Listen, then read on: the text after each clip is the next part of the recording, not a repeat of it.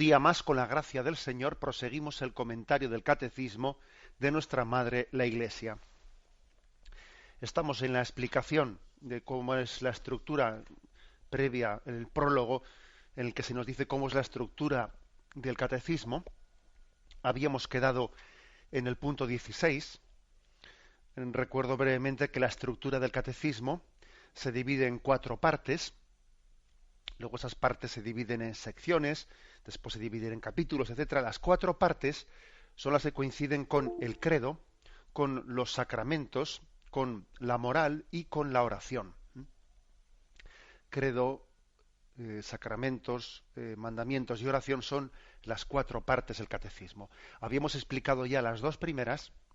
En el programa anterior hablamos de brevemente, ¿no? Lógicamente después se va a explayar esto con detenimiento, pero era una brevísima exposición de estas 4 partes sobre qué temas son los que tratan. Habíamos hablado lo referente al credo y lo referente a los sacramentos y la liturgia, y ahora hablamos de la tercera parte del catecismo, es decir, la moral, es decir, los mandamientos. Tercera parte, la vida de fe, dice así, lo leo en primer lugar, dice: la tercera parte del catecismo presenta el fin último del hombre creado a imagen de Dios, la bienaventuranza y los caminos para llegar a ella, mediante un obrar recto y libre, con la ayuda de la ley y de la gracia de Dios. Esto es la primera sección. Y mediante un obrar que realiza el doble mandamiento de la caridad, desarrollado en los 10 mandamientos de Dios. Esto es en la segunda sección. Bueno, en primer lugar a mí me llama la atención el título que se le pone a la tercera parte, ¿no? La vida de fe o la vida en Cristo. Parece que es muy hermoso, hermoso ese título, y ya es muy sanador de concepciones, pues podríamos decir, reductoras de lo que es la vida moral o los mandamientos. El hecho de que a la moral se le llame la vida de fe, la vida en Cristo, pues es muy sanador de esa tendencia moralista que suele ser tan fuerte en nosotros, ¿no? Nosotros a veces distinguimos, como hacemos una raya de distinción entre lo que es nuestra relación con Cristo, lo que es la vida espiritual, lo que es la oración, lo que es la vida de gracia, y el tema de la moral. Y la verdad es que esa línea, esa frontera que hacemos entre una cosa y otra en la vida real no existe. Vivir los mandamientos no es sino hacer realidad lo que dice San Pablo: ya no soy yo, es Cristo quien vive en mí. El ideal del cristiano es que se deje habitar por Cristo, que se deje habitar por el Espíritu Santo, de manera que su obrar sea una prolongación del obrar de Cristo en el mundo. Esa es la mejor de las presentaciones de los mandamientos. Hay como 2 maneras, ¿no?, de presentar los mandamientos. Una es de una forma absolutamente extrínseca a nosotros, como que alguien desde fuera pone una especie de prescripciones según una voluntad más o menos caprichosa del legislador, y nosotros nos toca hacerlas, obedecer, porque a él se le ha ocurrido mandar esto. Pero, como os podéis imaginar, esa es una concepción verdaderamente corta, no únicamente corta, sino incorrecta, ¿no? Los mandamientos no únicamente han sido, no únicamente han venido desde lo alto, desde la revelación de Dios, que obviamente han venido de ahí, ¿no? Pero es que también, de alguna manera, lo que permiten es plenificar al hombre. Los mandamientos coinciden con la plenitud personal, con ser felices. Luego no me toca más remedio que obedecer porque el que manda se le ha ocurrido esto. No, es que eso que Dios nos manda, ese vivir en Cristo, es mi felicidad, porque Cristo es la plenitud del hombre. Cristo es la plenitud del hombre. Y esto lo entendemos de alguna manera poniendo como solemos hacer con frecuencia la referencia de lo que ocurre en la familia, que cuando un padre a su hijo pues le pide una cosa, el error del hijo es pensarse que ya está mi padre aquí con sus caprichos, ¿no? Si por ejemplo un padre le dice a su hijo: mira, hijo, tienes que retirarte el sábado por la noche a tal hora te pido que estés en casa, ¿no? Entonces, bueno, pues el hijo que tiene una comprensión incorrecta de lo que su padre le ha dicho, pues dice, ya está aquí mi padre con sus esquemas, con sus... No, no, perdón. Lo que tu padre te ha dicho mm, coincide con tu felicidad, coincide con tu bien. Aunque tú igual en un momento no lo percibas así, ¿eh? Pero o sea, esto es lo importante, ¿no? Que entendamos que la vida moral cristiana es vivir en Cristo, es que Cristo viva en nosotros y es dejarnos mover por su gracia, etcétera. Por eso este punto del catecismo, el 16, que hace esta muy somera, muy breve, ¿no?, explicación de qué se va a explicar en la tercera parte del catecismo, dice que la moral, ¿no? O sea, coincide, tiene como fin último en el hombre su bienaventuranza. O sea, es decir, ¿cuál es el fin de la vida en Cristo? ¿Cuál es el fin de la moral? El fin de los mandamientos. La bienaventuranza, la felicidad, la felicidad. Y esto es muy importante, ¿no? Esto es muy importante porque es verdad que nosotros hablamos de que tenemos que procurar agradar a Dios, cumplir la voluntad de Dios, y esos términos no tenemos que avergonzarnos en absoluto de ellos. Pero hay que entenderlos bien, porque si uno piensa que agradar y cumplir la voluntad de Dios, pues es, ala, voy a fastidiarme yo, pues para ponerle a Dios contento. Pues sería ridículo. No se trata de que el hombre no sea feliz para que a Dios le demos gloria. No, es que la gloria de Dios es tu felicidad. ¿Mm? O sea, con lo cual, buscar el agrado de Dios y ser obedientes a la voluntad de Dios coincide con tu felicidad. Esto es lo importante, ¿no?, de lo que tenemos que convencernos, porque mientras que uno se piense que buscar el agrado de Dios o buscar la voluntad de Dios, pues es algo que entra en colisión o en competición con tu felicidad, está totalmente equivocado. Ese fue precisamente el gol, con perdón, ¿no?, el gol que pues Satanás les metió a Adán y Eva en el pecado original. El pensar que la obediencia a Dios estaba en competencia, estaba en contraste con su libertad y con su felicidad. Ese fue el gol que les metió. Claro, es que Dios sabe que si coméis de aquí, entonces seréis como dioses, y entonces, claro, ibais a ser vosotros los que competieseis con Él.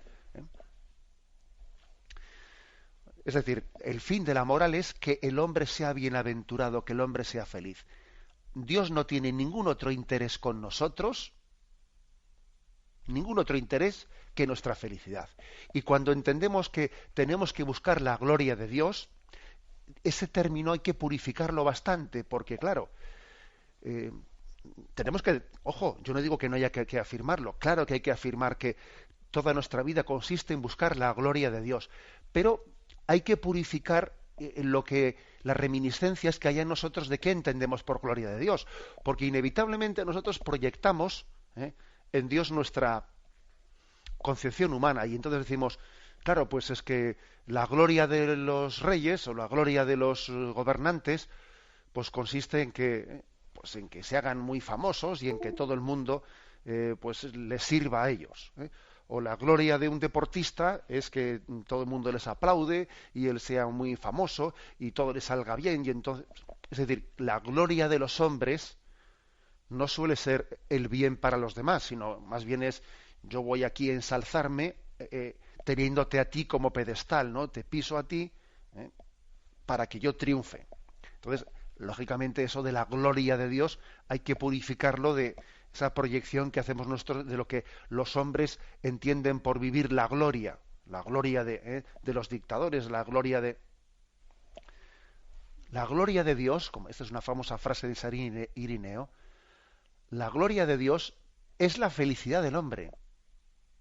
O sea, Dios no tiene ningún otro interés, no busca nada más. Y al mismo tiempo el bien del hombre es la gloria de Dios, ¿no? Esto es así. ¿Cuál es la felicidad de un padre? Pues el bien de su hijo. ¿Y cuál es el gozo de un hijo? La felicidad de su padre. Y esa es la pescadilla que se muerde la cola. Y así es también en nuestra relación con Dios. Por eso, ¿no? Pues el fin último del hombre es, en la moral, que sea feliz. Ahora bien, muchas veces la clave está, bueno, la clave no, o sea, la dificultad está en lo que viene ahora. Y dice, el fin es la bienaventuranza y los caminos para llegar a ella, ¿no? Porque incluso, aunque tengamos confianza en que Dios quiere nuestra felicidad, ahora también es muy importante que confiemos en el cómo, en los caminos. Mira,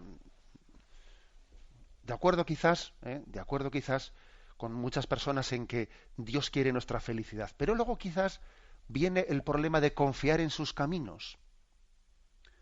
Mm, confía en los caminos que Dios ha trazado para que seamos felices. Es como el hijo, que él ya sabe, ¿no?, que su hijo, que su padre quiere el bien para él. Sí, ya lo sé que quiere el bien para mí, pero yo creo que mi padre se equivoca en las normas que me pone, ¿no? Porque yo creo que por ahí no voy a ser feliz. No, vamos a ver. Confía en tu padre, confía en Dios, que Dios es Dios y mira, y aunque tu padre de la tierra pudiese equivocarse, Dios no se equivoca. Pues la cuestión está en que no confundamos. Podemos estar todos de acuerdo en que nuestra meta es la felicidad.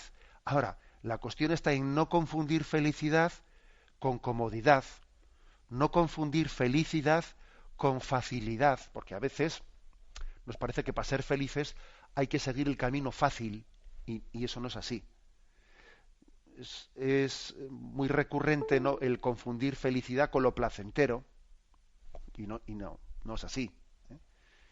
Luego, no únicamente recibimos, ¿no?, este mensaje a través del catecismo de que Dios nos quiere felices, sino que Él nos va a iluminar qué caminos son los que conducen a la felicidad y qué caminos son los que conducen a la frustración. Dios nos ilumina los caminos. Porque además de querer a Dios, hay que quererse bien. Y muchas veces nosotros no nos queremos bien. Y elegimos caminos que en el fondo van en contra de nosotros, que nos hacen daño.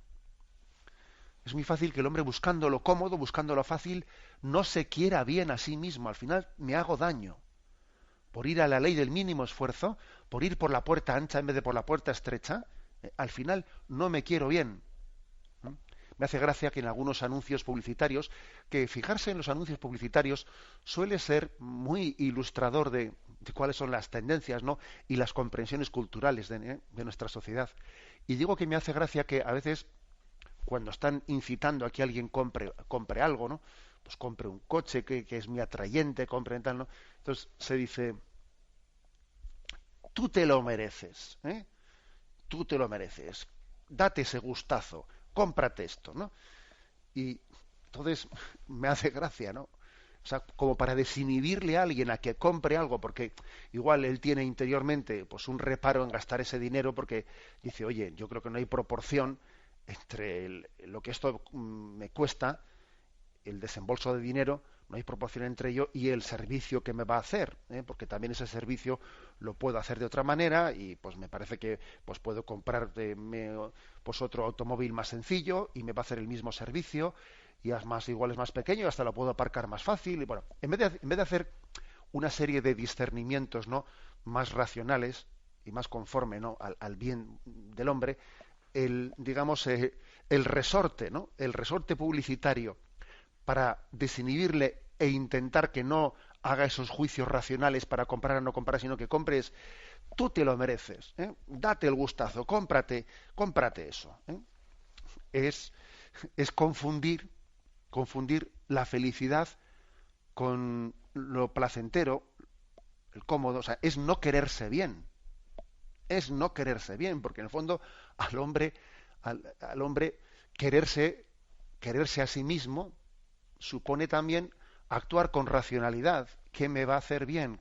¿De qué se deriva un mal? Etcétera, etcétera. ¿De qué te sirve date un gustazo si automáticamente después vas a tener el problema de cómo pago esto? Por pagar esto resulta que no voy a poder tener los gastos que yo debiera en otras cosas, etcétera, etcétera, etcétera. Es decir, que la moral persigue la felicidad del hombre.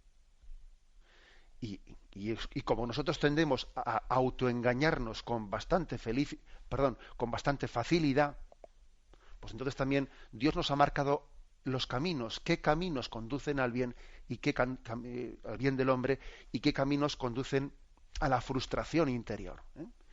Me despido con la bendición de Dios Todopoderoso, Padre, Hijo y Espíritu Santo. Alabado sea Jesucristo.